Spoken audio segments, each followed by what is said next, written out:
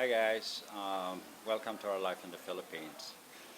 Well, we are still down here in Morong. We got rained out last night, so we didn't want to get on the motorcycle and go home in that rain.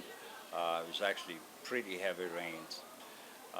And today here at the resort they have some events going on, and let me take you out there and show you what's going on. And we're going to stay here for a little bit and blog a little bit. And they were here all night decorating, putting up tables. Big corporate event. Company from San Fernando, I believe they said, and they are representing the Cobra energy drink here in the Philippines.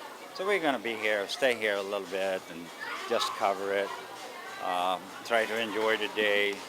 In fact, the sun is coming out a little bit, but there's a lot of overcast. I don't know if you can see that out in the sky over the beach.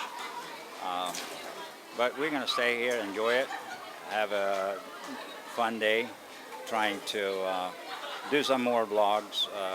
We're still working on gathering up some material for the resorts that we talked about in our update yesterday, and we're going to try to put those videos out here as soon as we can get ourselves back home.